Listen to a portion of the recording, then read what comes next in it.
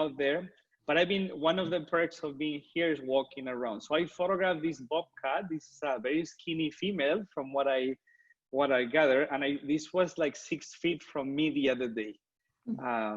I was shocking the kind of wildlife that I have photographed here. I might even put a book. I was photographing like a cardinal behind me, and this little guy was 6 feet from me. I thought it was amazing. Yeah, this is also connected with some of your artist statements and projects. People and humans, we tend to think that stories and projects that they're very far away, they're more powerful, but many times things close to us, they become better subjects. So keep that in mind for the future. Dirk proposed a project idea, and I think it's fantastic. So I missed this the other day. This is our friend, classmate Alex. Yes. And I like the photographs. I like the shallow depth of field. Next day, I'm gonna be covering shallow depth of field using the phone. But today, I wanted to do another basic approach. What I want to say about these photographs is that I like them. I think they're very, very well executed. But I want to bring something into the table for you guys to remember. It is really important when we're making something out of focus on the background that you choose wisely. And this is underestimated by people. They say, okay, I'm gonna focus on the glasses. It really does not matter what is in the back. It doesn't matter that those guys are wearing black. It does not matter that there's yellow color on the back. It does matter. I'm not saying that Alex did not do a good job. I just want to use these two examples to show you the picture on the left, the photograph on the bed, on the left, the way she has photographed at an angle, showing me a little bit of the underneath of the counter, that I can see the Himalayan sea salt. I think that's what it is, and all those stuff. I want you to, the same way Patricia noticed that I was recording you guys and myself, our mind is watching and observing what is in the background, even though it's not in focus. So when you photograph with your phone or your camera, it's more important what is behind than the actual subject. And this is counterintuitive because people do the opposite. So I want to reinforce some ideas because hopefully by the end of the class, you will take them with you and you will apply them. So the reflections on those glasses, they do make a difference. I can see whatever is behind through that white wine. Right? But I can also see with the blurriness on the background. So my brain can mix both images into one and I can see more information that initially the photographer wants to convey. So keep those things in mind. I really like it. I also noticed that when Alice is shooting, most of her stuff is vertical. So that's not only common with Alex, that's common with many people. They grab a phone, they do everything vertical. They grab a camera, they do everything horizontal. So the reason I'm doing all these exercises is to Karate Kid style, to train you with very small things that slowly I'm piling things that hopefully they will stay with you. She also sent this particular photograph and I really like it. I really like the execution, why she put it together, the tattoo, the hands. I don't know why she sent me this photograph as a photograph she didn't like. So Alex, why did you send this photograph as an option you would have not sent? So I got the new iPhone and I've been trying to mess around with the studio lighting. Okay. And I actually, you're right. I only recently started shooting things more horizontally. And so I'm kind of getting used to doing that. But I haven't really gotten the studio light down yet, and I don't really like how around the edges, I know photos don't need to be perfect, but it almost has like this ghost effect where it looks like the hands are in motion, and I think it's actually, my hands. Yes. So actually, Alex, I'm going to be talking about those modes, I think, after tomorrow. Okay, yeah. So, like when and how we use those. But I think it's a good photograph. And what I like about this image in particular is that it shows me a different angle that I'm used to. So when somebody's photographing something, it's eye level or from top to the bottom. So this is top to the bottom, but I don't see the face and only the hands. So that's quite interesting. As you see, guys, I don't forget about anything that you send me. This is a beautiful photograph that Patricia sent us yesterday and I missed. I really like how it's been put together, but because I want to be a perfectionist, the shadow on the upper right should not be there. There's no need for that to be there, and it's very distracting because this is an artistic, beautiful, simple to the essence composition. And on the upper portion, unless I'm making a mistake, there's the shadow of the phone being projected into the sun. Um, it does not need to be there unless, Patricia, you say, I want to make an obvious statement that I am there. And if that was the case, probably I would have need to see more of the phone, more of your head, more of your hat. So this is the same thing that happened with an image from Susan. I think it was the one in India, I think it was, that we had all those walls, those guys sitting up there, and then the person on the left. If you're gonna make a statement, it has to be a raw statement. Or you put it or you don't put it. But if it's a mistake, it's a mistake, even though sometimes people, they try to call it some other thing. So what I'm gonna start today, I'm gonna stand up, I'm barefoot, so hopefully my feet won't be seen, but just some humor here. So something that people are not doing, and I want to take you sharp pictures and good pictures, is that people forget that we carry these phones in our pocket, in our purses, and all those things. So again, you're gonna think, what the hell is he saying? This is key. Every single time before you shoot, you should clean your lenses with a cloth front and back, because sometimes people send me a picture or they have a lovely picture of a forest early morning and you see that reflection and it's like, oh, there was a problem with my lens. No, there was not a problem with your lens. It's you had like 1 inch of grease on your lens or whatever happened. So always, always, always clean your lens every single time. If you're gonna do a selfie, it has to be the front. If it's gonna be a regular photograph, it has to be the back, okay? Another thing, some of us, you take the phone to the beach, right? Or you go to the jungle or wherever you go. Sometime our clothing will have small grains of dust or sand.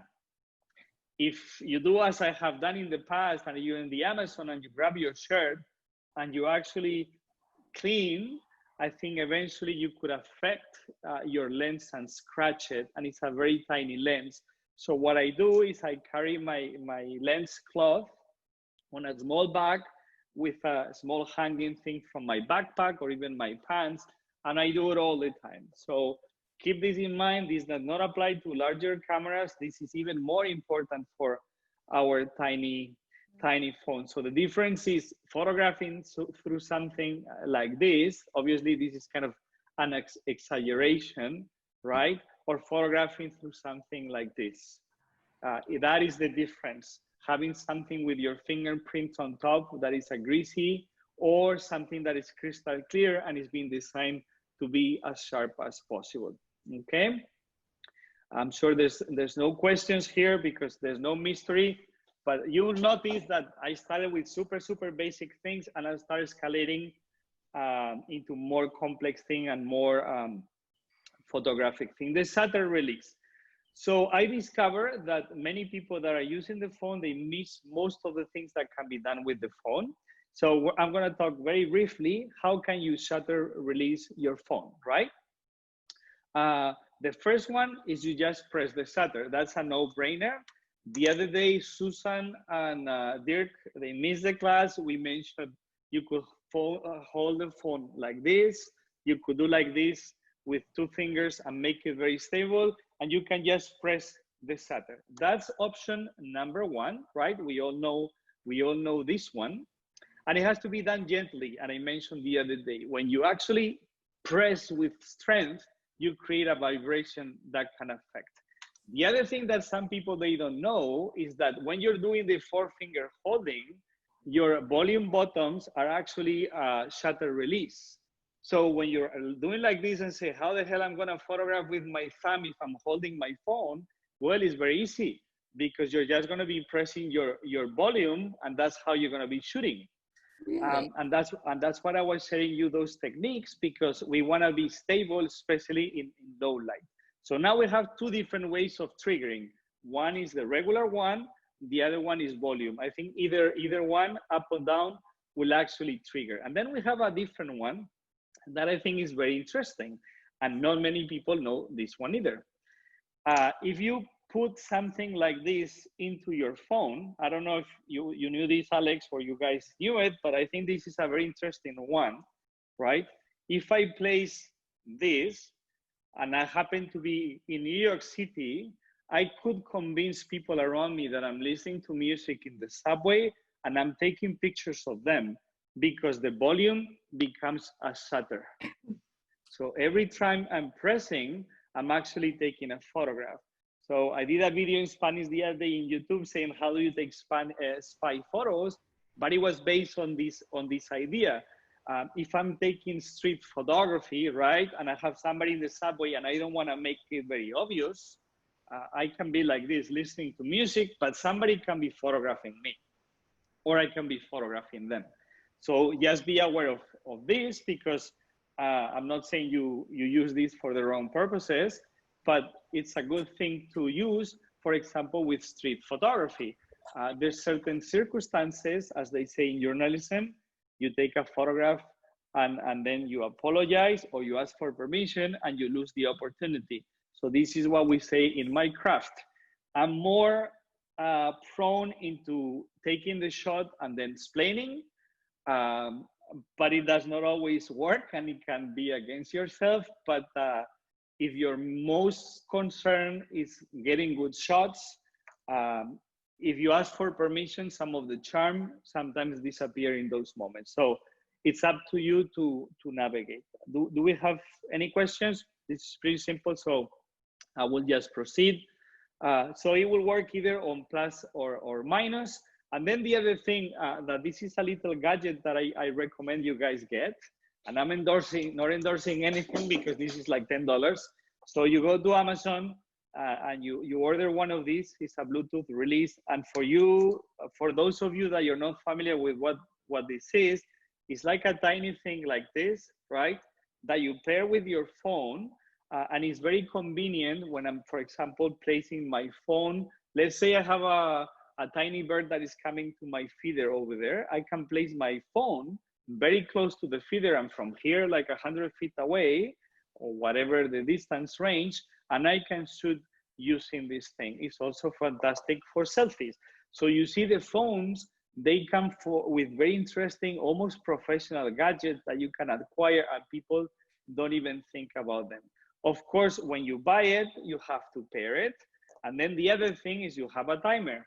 I'm sure, and I hope you know what is the timer.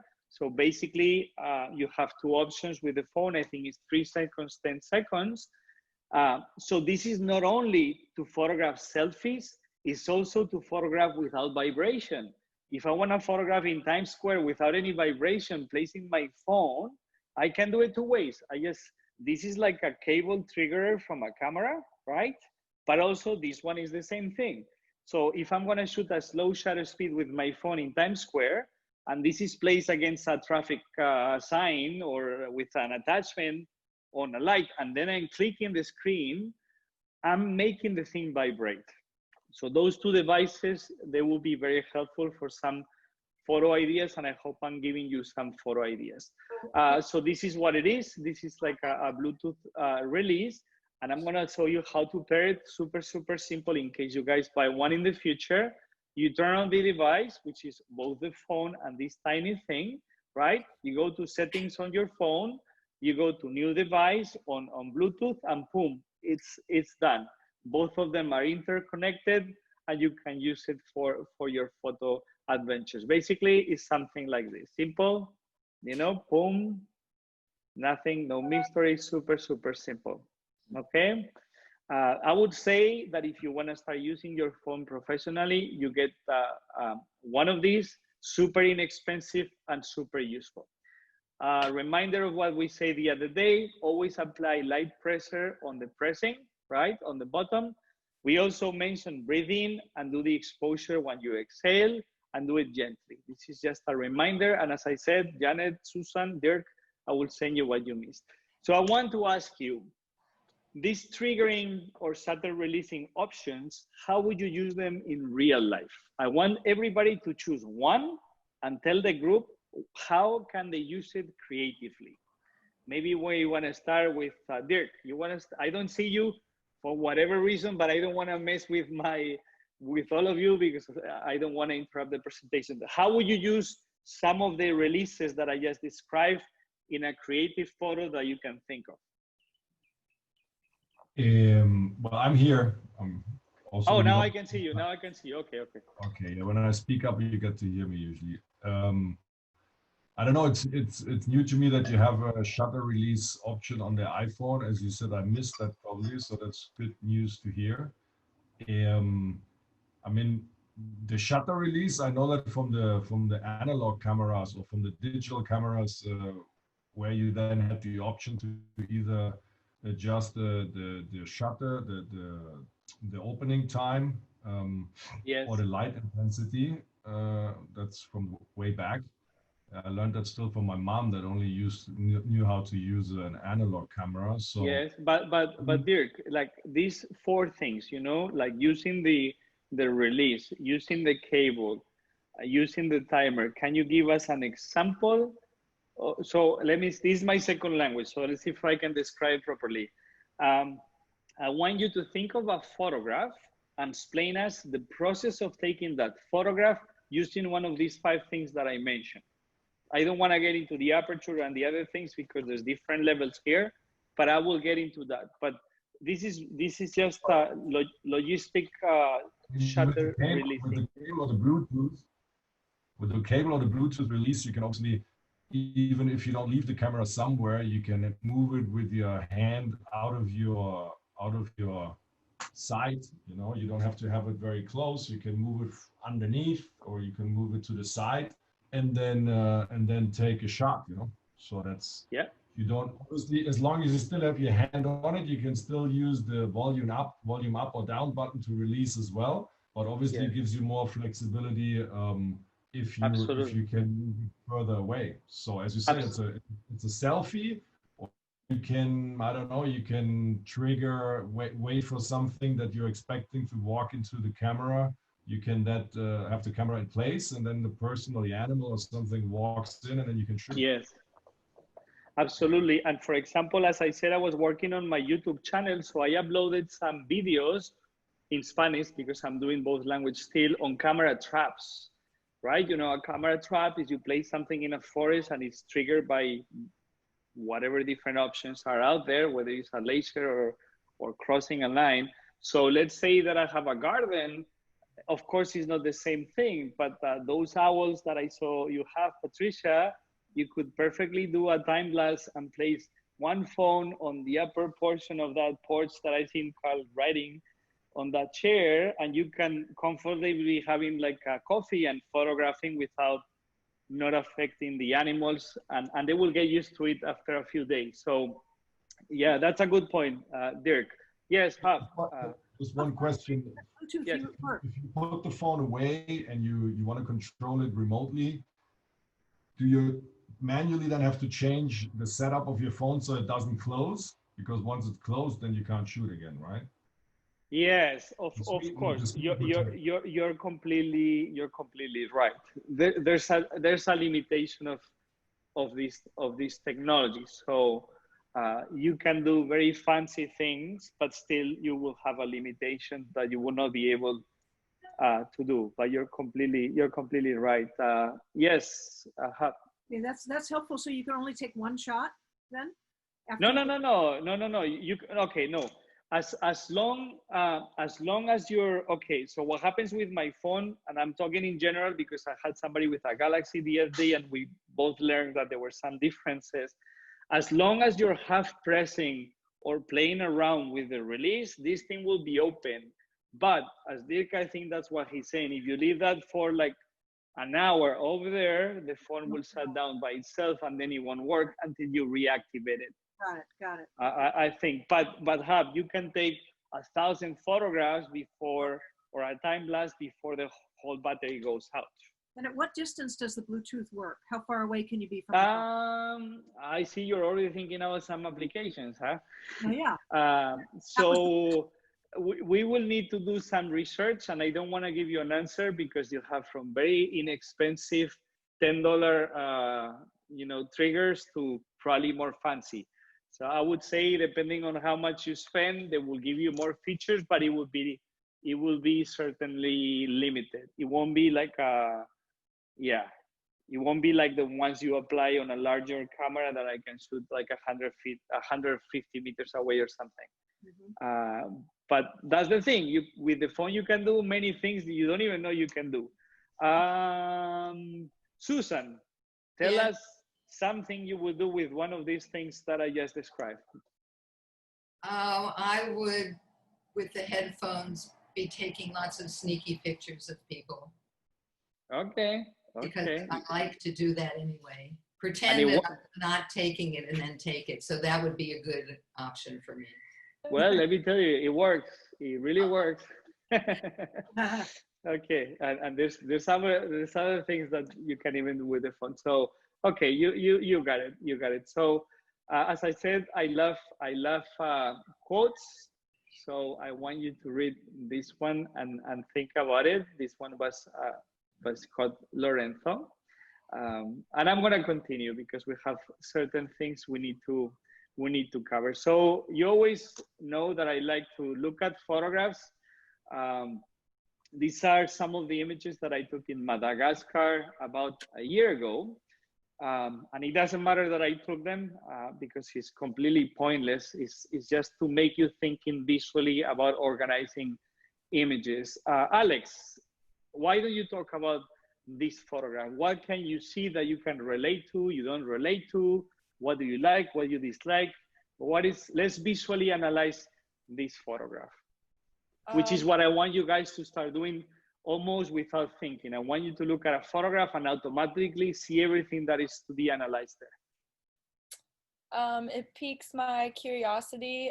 I like the movement in it. You can see that the one kid is running up on the rock. One of them is flipping over it. Let me tell you, these kids were crazy. Like, oh my God, like what is going on? But it was amazing. Yes, sorry. Yes. No, it's good. It looks like it. And one of them has sand in his hair. I mean, they're all covered in sand. They just are having the best time. I love the shape, the mirrored shape of the rock, and then the movement over it of all of the kids. I love the kid in the foreframe, how he's in motion. He's a little bit blurred out, but you can see his smile and his feeling. Really, it's just a great capture of life. And it's like one of those right place, right times. You were just shooting such a moment, and yes, it seems like all the other perfect things, the frame and the everything about it came after. They were just good luck, but it's a really cool shot of life. So let me tell you how this photograph happened, so you learn a little of the tricks and the behind the scenes. As I said, I worked on a ship for almost 40 days in Aldabra and Madagascar. Well, I think I don't know if I said it here or somewhere else, but when everybody was doing something else, I decided to run all the way to the other corner of the beach because I saw action, right? And I'm always aware, as Patricia and as all of us, I'm always looking at opportunities. Once I arrived there, I noticed something. I noticed that there was a circle and they were playing around in circles. So if you think about it, this photograph is circular. Starts in one corner, goes up and down, up and down. The movement is down, the rock is down. So that's what I convey, but that's what it was happening. And that's what the kids were doing. So it was almost like a square photograph. There's something in photography, this photograph does not apply, but it's called a square photo. So it's a photograph that you can look like this, like this, like this, like this.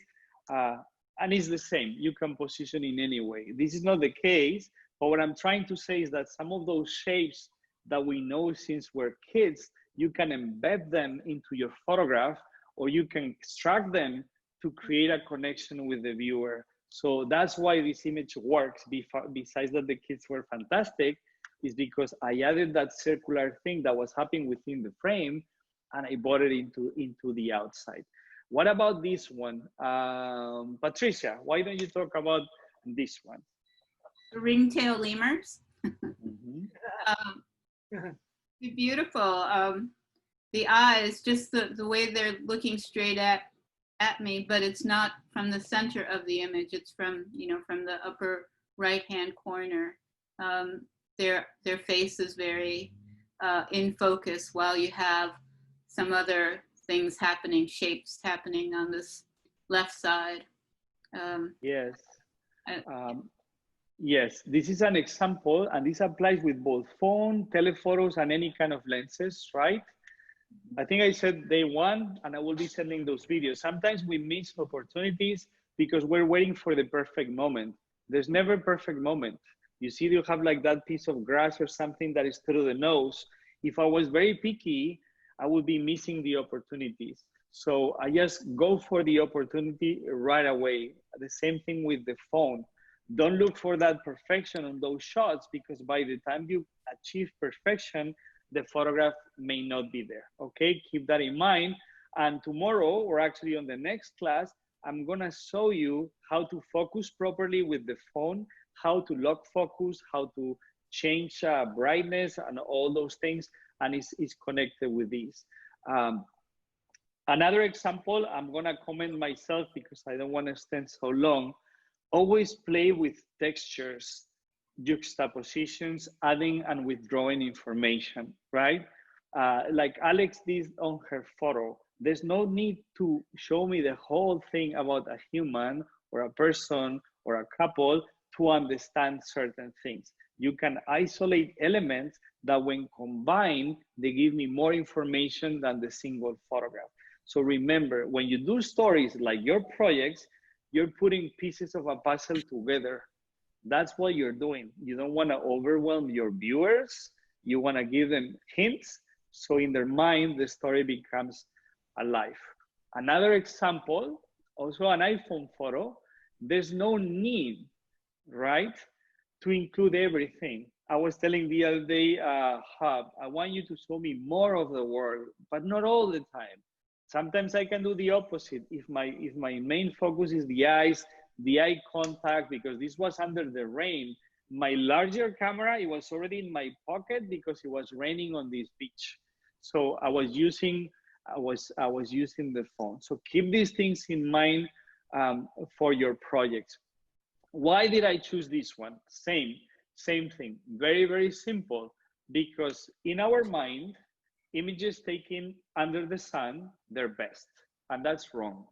Most of the best images are taken on the shade, inside a home, inside a porch, with dim, even light. When you do your portraits, don't go to Panama City, Dirk, under the sun, open sun, direct light, saying, oh, this is gonna be so saturated, beautiful colors. Sometimes your best shots are gonna be inside a porch, under a tree, under a shade, because you won't have so much contrast between highlights and lowlights. So I hope that you're valuing some of these tips that I'm giving you, because they go beyond the iPhone, and I think they're very powerful to improve your photographs. And today, the guy that I'm gonna be talking about, I'm sure you know him, maybe not, but if not, you have to do some research. Very funny guy. I think he's quite elderly by now. Is Elliot Erwitt, known for his pictures of dogs. So let's look at some of his images.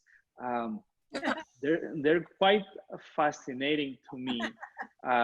He's funny, but also the way he look at life and work is pretty powerful. Always paying attention to details. I use this technique a lot. I did this in the Barranquilla Carnival recently. So basically, I had somebody, I think it was a girl, painting her lipsticks with a mirror. So instead of myself placing in front of her to photograph the mirror from the back, I went around and I did the same thing. I'm seeing the lips reflected, so I get a double image. I see what is behind, and I see the main subject, which is there. So fool your subjects and play with your imagination, because that's how images, they become more powerful. Another image of Erwitt, amazing thing about the phones, you can kneel down, you can do this, you can take a shot. I just told you how. if you say, oh, I have bad knees too, there's no need to kneel. You can grab the phone like this, and with the volume, you can trigger at a low level, and it will work. Okay, so the good thing about the phone is give us flexibility. Another of his photographs that I think is very funny, always talking about society, what is happening in life, contrast. Very powerful photograph. Is not random, that he placed the subject over there, so you have a real eye, and you have like a bullet impact on a glass or a stone.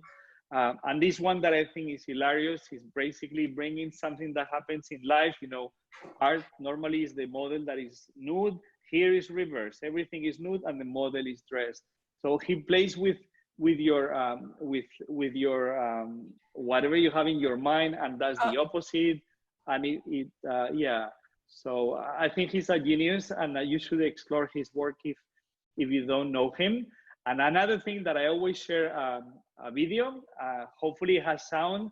If there is no sound, you make a sign, I will interrupt, and I will launch the whole video again.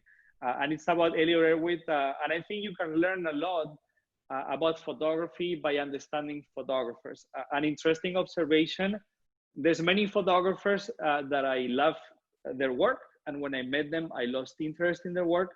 And others that I met them and I didn't quite like their work a lot, but when I discovered them as humans, then their work became my favorite. So do research about your favorite photographers, because there's some stories that need to be told. And for example, this guy is one of those that it's pretty amazing. So let's see if it works. Let me know if you can hear. If you do like this, I'll know there's volume. Can you hear? No? No. Yeah. I'm so sorry. Okay, hold on. Sorry about that. That's my, because I have to share and I have to click on the bottom. So this works. Hopefully. Okay, let's do this quickly. As you know, I'm new to Zoom too. I'll be an expert by the end of this pandemic. Okay, here we go. Now? My name is Elliot Erwitt. I'm a professional photographer.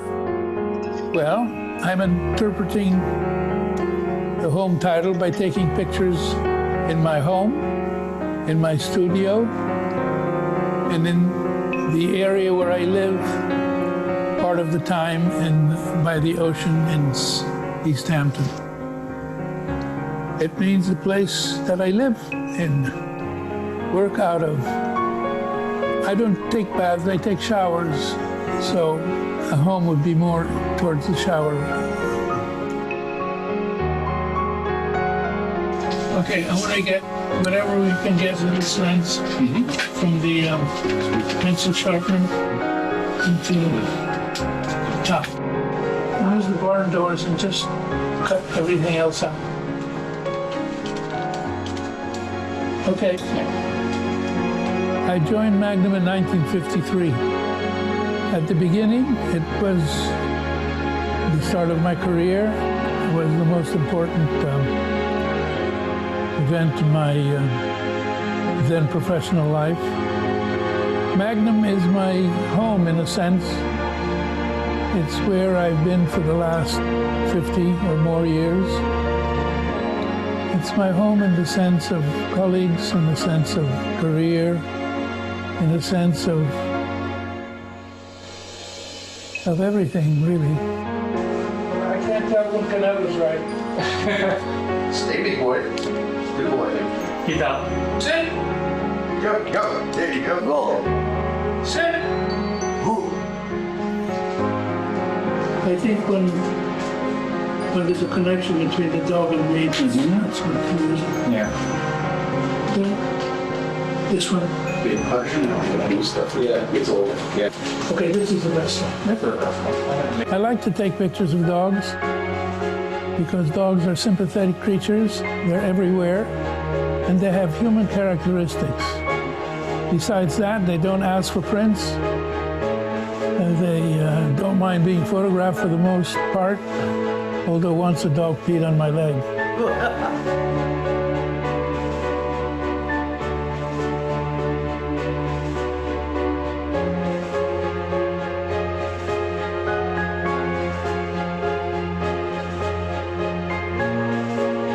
It's not the subject, it's how you treat the subject. I like to take pictures of anything that is unusual. What I want with my pictures is that they should communicate something, that they should be well constructed about something, because after all, that's the only reason to take pictures, is to communicate with some other person.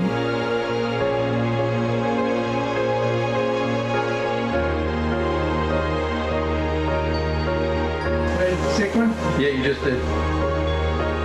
Giggles! You might stay there longer, but we'll see how he does on the chair. We ready? Yeah.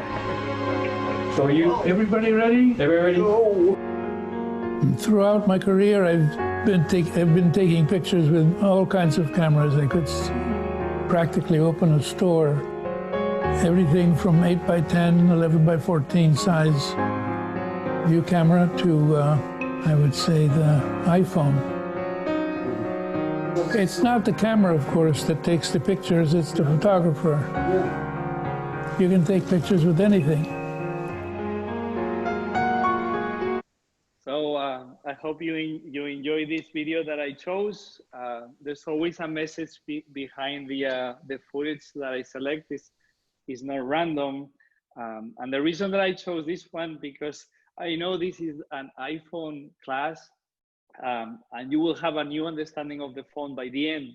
On top of that, the biggest favor that I can do as a teacher in this role, because I'm sure I'm going to be learning more from you that I'm teaching you, is that it's not the phone, is how you see things. And this is really, really important. So I know I'm pointing this, I'm pointing that. By mixing all these blends of ideas in your head, you'll realize that these are just tools, and you can take stunning pictures with pretty much anything if you know how to see what is around you. And that's my purpose and my goal, not only in this class, but in all classes. I know Janet has been with me in the Amazon, and she realized that that's what I do. I empower people to do things, but try to open little doors in their mind to start seeing differently, because I think that's key. So the artist's statement, you sent me some of those. I hope you enjoyed that funny statement that I chose the other day, or at least I thought it was funny, the use of word. But basically what an artist statement should have is as follows. And the reason that I chose to include this is because for your future, whether it's amateur or professional, I think it's key to express what you want to do, how you're going to do it, and why. The same way when you're pitching things for other things. So it has to be an introduction to your art and yourself. I think this is key. The other thing is you have to present the challenges and the solution. So for example, Dirk was telling me that he cannot leave his apartment. There's still a quarantine in Panama. He was going to choose the opening of Panama. So for us, readers, viewers, it's interesting to know both the challenges and the solutions. So I had a student called Setting, which was my daughter's Chinese student in Colombia. Actually, that was my photo student on the last course. And as I said, she was stuck in a small room, I think in London. But her statement was about the challenges and the solution. Okay, I'm stuck in a room with this dimension. So this is why I'm doing this art, and these are the solutions that I have found to do it. It's also an interesting suggestion to include what is your inspiration, who are your references, or why are you choosing that particular project. But that's the same way when you're pitching a grant or other things that I'm sure you do much better than myself, but it's what has been done before in the line of work that you're trying to do, and what are you going to bring into the table when you're photographing whatever you're going to do. Okay, these are key. The other thing is how, why will you make your project? Tell me how it's going to happen. An interesting project that somebody did on the previous course. I'm going to be photographing my kitchen every single day with 1 hour difference for the whole month. So he saw us the kitchen, and as the light was transitioning in different moments, we could see different shadows, the kitchen changing color. I thought it was very interesting, but of course, it gained a different perspective when I knew he was stuck in his apartment, that the house had this particular size. All those things, they really matter. Some of you, for example, Janet, she has sent me a photograph, right? Yes. If I see the photograph without her description, the photograph is meaningless to me. I mean, not meaningless. It's a nice photograph, but only when I get the writing that goes with the photograph, then I understand her art, her approach, and what it represents. And that is the same for many of you. And that's why I said photographs are bidimensional, and only words will bring the three-dimensional aspect.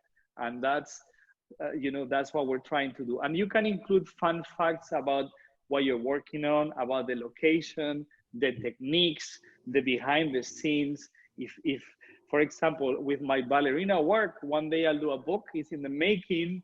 It's not only about the actual photograph, it's how I got those photographs. I was included in the Nat Geo Almanac last year for my drone work with the ballerinas and conservation in the air. But the interesting thing about that project was actually that the ballerinas were being thrown away by the waves. They were going into the ocean, that you cannot swim in those waters because there's sharks, that the mom was helping me while all this was happening. So that brings the whole work into a different level. And that's something that you should put into your statement. So I'm gonna say it one more time. Your stories that you chose, of course, you can adapt them, but what I'm saying is look around you, because the most powerful stories are in front of your eyes, even though you don't see them, okay? And that applies to everything. So let's look at some of the statements, okay? Again, I hope I didn't miss. If I missed one or two, we'll cover them. It will be my mistake. I don't know who sent me this. I just put it together. So whoever send this, if you want to read it to us, so we get to understand it. It's me. Okay. My photo project will be about the transition from our total lockdown to our new reality, which starts finally on Monday, when we're allowed to leave the house again after 60 days of lockdown. The focus of it will be on my daughter and possibly other people. I think it's a great choice. I'm glad that you chose your family. I was going to tell you, I thought you were going to do something else. I think you mentioned, I'm going to go out to Panama and photograph Panama. And that's what I kept on reinforcing. There's no need to go to Panama. You can go to Panama and link to your family. And that's the story. Even though they have not arrived yet and the picture is not there. The reason is, well, I may just quickly say that actually 1 hour after the last meeting, they announced in the news that on Monday we will be able to go out. So that transitioned my project a bit. When we were talking on Tuesday, we were still in a full lockdown, and I was going to do project on the lockdown because I was allowed 2 hours every second day, and my daughter a little bit. But now on Monday, we're allowed to leave from 5 in the morning to 7 p.m. and I can take my daughter for 3 hours with me every day. So that gives me the chance to do a little bit more maybe outside. So that's so it was a slight transition. And I really like this for one reason. I also spoke briefly with Patricia via email, and she said, I had this idea, but then I couldn't go to New York. You need to understand something about photography and photo projects. They're going to change. There's no way I knew I was going to be stuck in Florida for 2 months and who knows for how long. But the same thing is with photography. There's no way, and I will be lying to you if I ask you for a photo project and you think you're going to finish with the same result than when you start. If you finish with the same thing that you have in your mind, it would probably be a very bad project. So the reason that I ask you for these statements, even though you're thinking, what the hell is going on, is because from what you write, from what you will deliver, it will be very different, but that will be your learning process. And learning process means taking diversions through the road, and that's going to happen. And that's the beauty of photography, and that's the beauty of learning. And every single thing that I tell you slowly goes into your mind, and then you say, Kike mentioned this, maybe I should do this. And that's why you should keep an open, flexible mind with your images, because what you think is going to be the key project, it might become something completely different. So this is the image that that Dirk sent me. He mentioned that the daughter and the wife was not at home yet, that he chose an image. But I like the image. I think it's an interesting image for one reason, because it's showing me from the inside. He said, well, this is not a photograph that I'm not going to be using in the project, but it shows me a plant that is kind of like dying. But you may be wrong, Dirk. This might be an image that you end up using as the opening of your article, and then the last one would be a plant in bloom with beautiful energy. So you never really know, and you never know when you're producing these images how they're going to fit into your project. That's why you should never delete stuff. You should keep it the same way that I keep everything. I'm retrieving images that I'm using that I never thought I was going to be using. So I like the fact that I can see the fence, the message of the plant in decay. I like because it has a meaning when you put it into context with other things.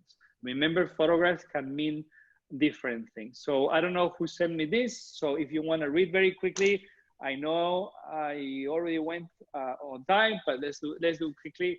It's not so easy with 6 people, but still I want to do it this way because I think it's very fun and very educational. Whoever did this, if you want to read it very quickly. This is mine.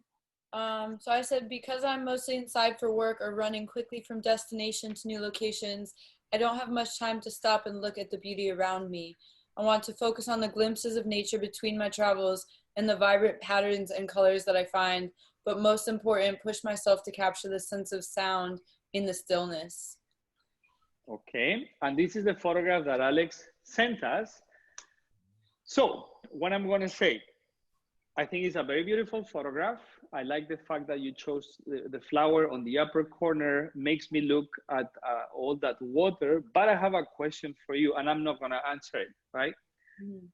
Do you think the cropping of the image is correct? Do you think cropping the bottom of the leaf and the right side is correct? Do you think that having that whiter portion on the lower is correct or not? I'm not saying, I'm not giving you the answer. I'm not even going to explain it. I just want you to think about it for yourself. Is this the right thing to crop an image? Is making me look at details? But remember, whatever's in the background has an impact on how I see it. So what is the most important thing in this photograph? Is the flower?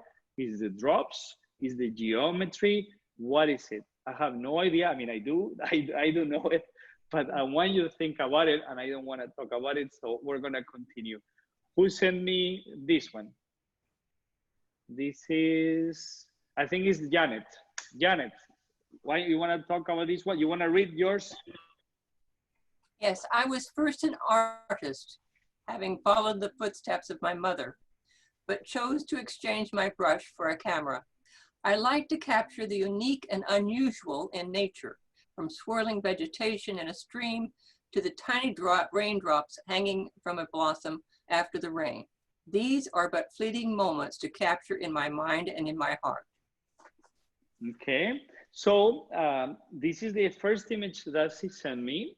And when she sent me this photograph, you know, I said, I don't know why Janet is sending me this photograph. You know, it's a nice photograph, it's nicely composed, but then she sent me something else. And she sent me the writing that goes with the photograph. And then I start looking at the photograph again differently. And this is what she sent me. Maybe you want to read it, Janet, with a better accent than me? Janet, you want to read? Yes. Okay. Yes, I will.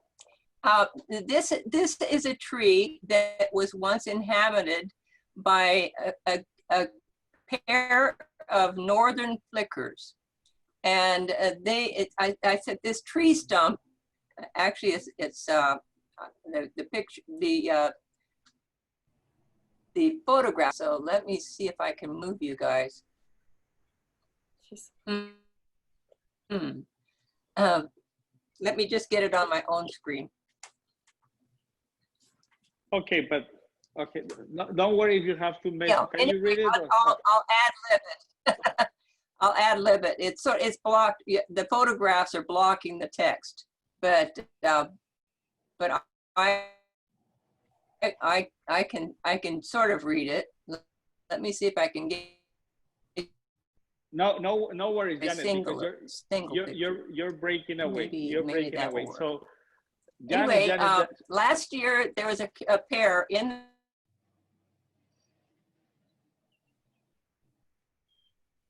Yes, can you hear me?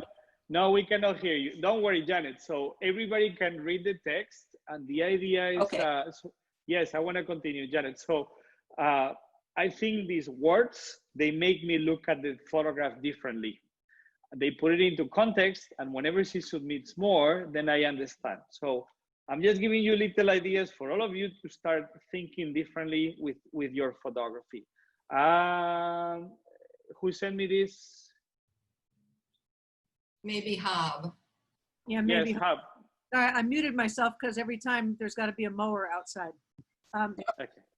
My goal is to take portraits of people as them rather than of them, to take photos that emphasize the beauty of people simply being themselves with as little awareness of the camera as possible. Okay, and you send me this photograph, right? Mm-hmm. Why did you send me this photograph? Talk about this photograph. Let me, why do you chose this one as your first images? What is the story behind this one as being the first one? So we all know. There we go. Everybody can see it? Okay. Yes, now we can. We were in an albatross colony. This is a fellow photographer, a very, very skilled photographer. And I told him that the albatross feathers smell heavenly. And I handed him some, just a few that were on the ground. And here he was sniffing them. And it's cropped. Well, let's see, maybe you can see the bottom. Maybe if I move you. Oh, so you can see an albatross in the background. I can see it. Yeah, on the ground in the background.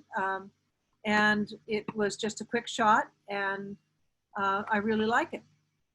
That's okay. That's the thing. I mean, you can tell by looking at it that he's got multiple straps on his neck. So he's either a bird watcher or a photographer. You can tell you can actually, I think, even see perhaps the top of his camera at the very bottom of the screen. Yes. See his focus on the feather. You can see just a slight expression of pleasure at how it smells and surprise. Yes. But Hub, let me tell you something. I'm gonna stand, hopefully my feet won't be in the camera. Okay, so that is completely true, but I'm gonna point you some things so you keep them in mind. I think I'm gonna be talking about this the next day. The feather is overexposed. Yes, I know. Yeah. This is something that can be fixed with the phone, and I'll explain you exactly how to fix it.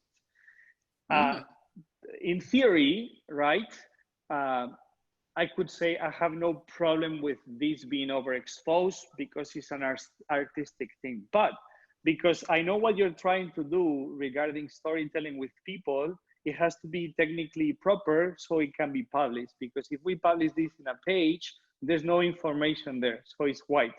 So that is the first thing. The second thing, and I don't mean to be tough on you, Hub, but this is things that I think. Again, you bring me a beautiful photograph, but it's very close to the subject. Yeah. All your images are taken using the same comfort zone, comfort distance. So I want you to break this during the course. I'm not saying that it's wrong because it's perfect. I'm just saying that you could have done this, getting super, super close to the hand, the feather, and the nose, and the eyes, and cropping the upper and showing me everything in detail like this. Or you can brought me all the way back so I saw more of the scene. Okay? Because, and the reason I'm bringing this up is because I know, because I've seen through millions of photographs, that you're doing it the same thing over and over again. So you choose your subject, it's fantastic, it's greatly crafted, but I want you to start thinking differently in those terms, okay? But it's a fantastic choice and a fantastic topic, but that's what I wanted to share. Whoever did this, this is Patricia, right? Yes, and that is mine. And as I mentioned to you in the email, Kike, I wasn't sure if you wanted something humorous, and because of that video that you shared with us, and whether it was about the project that we're doing now or just in general. So this was kind of like my lofty embellished one. Okay. For, like the video. So my camera is the external accomplice of my eyes and mind. I walk the soils and pavement of this earth, seeking moments to trap. Part of it is getting cut off here because of the videos, but I mean, I can also try to see if I get it again. So my camera is the external accomplice of my eyes and mind. I walk soils and pavements of this earth, seeking moments to trap and stow away somewhere up there in the cells that live within my skull, in the files called memories. But storing time in my mind has not been satisfying. Memories fade like hippies' jeans. The camera freezes the fractions of a second so that tomorrow, next week, next year, or decades ahead, I and others can contemplate on those frozen moments of light captured throughout my journey between birth and death. Okay, I think it's fantastic. You mentioned you didn't have the chance to go back to Manhattan to shoot. So right. Patricia sent me some local images, which is what I'm going to be sharing. And I think the images are fantastic. This is the first one. This is the first one that she sent us. Not my favorite, Patricia. I'm not saying that it's a bad photograph, but for me, this would be like a complement image that will go with something else, right? This would not be the main photograph, in my opinion. And I'm going to say the same thing that I said to Hub. Bring me closer or bring me further, because this is some in between. The other ones that you sent, I absolutely love, and I think they're fantastic. Yeah, this was part of the story because he was blessing the water. He has a bag of Native American seeds or something, and he's blessing the water, thanking it for what we had captured, like this. Yes. Well, you see, only when you tell me the information about it, I get to understand, right? So my photo choosing and my selection makes sense, and this is the point. Only this, in my opinion, the picture on the right becomes alive when I put it with the one on the left and when I add words. So this is what I want to start thinking about visual storytelling and how we start making pieces of a puzzle. And then you send me this one that I don't have anything to say because I think it's fantastic. I like the composition. I like the fact that you did, it's almost tilted, creating a diagonal, and it works fantastic. There's two triangles, the lower and the upper, one the ocean, one the sun, out of focus, both of them. I see the little tiny guys, and I'll mention how to do this tag sharp because it's not completely sharp, but it's a fantastic shot, and I have nothing negative to say about it. So, and then you sent me this one about New York City, which I think is the idea that you wanted to pursue. Right. I would mention the cleaning of the lens that I mentioned before, not because this image in particular, but because when you have this type of light, it can ruin your photographs. I like the photograph. It's a little, let's see, how can I put this? When you do silhouettes, right? Like the guy holding that piece and the other one, you have to choose wisely so they give me the more artistic layout into the photograph. I particularly like it, okay? Patricia, one quick question. So are you gonna pursue the New York project, or are you gonna do close to home, or what's the plan? Or there's no plan yet? There's no plan yet, Kike. I would love to go into the city to do more, something like that, but maybe I'll just stay local for now. So, yeah, because if I convince you to go to Manhattan, Carl will kill me, right? So no. But whatever you choose, it really doesn't matter. It's just opportunities for you guys. I just noticed that I'm missing Susan, right? Yeah. I don't know where it's gone, to be honest. When you said you have sent yours, I think I have misplaced it for some reason. Susan, my apologize. I'll review the first one next day. So some assignments for the next session. I want you to add 2 photographs to your project, right? And I want you to choose wisely, because if I'm giving you 2 options, that means that you're going to be adding 2 images to the one you already have, right? So think, why are you going to use those 2 into the one you already have? If somebody has not photographed anything, you know, you can choose an additional and bring it into the project. The other thing I want you guys to do, I want you to photograph 5 images of color at home. When I mean 5 images, I don't want you to photograph 5 images of red apples, 1 apple, 2 apples, 3 apples. I want you to choose different subject matter that they're driven by color, okay? So color is gonna be the element that brings those images alive, that they make sense. If for any reason your home or your closed space does not work for that and you happen to go out, you can do out too. But the idea is that the images, they don't need to be interconnected, and they can be, one of them can be connected with your project, but the other 4, they have to be something completely different. And also, this is for your own personal thought process, based on what I told you that our artist statement should have. I want you to make any improvements to what you're going to be doing based on the things that I suggested.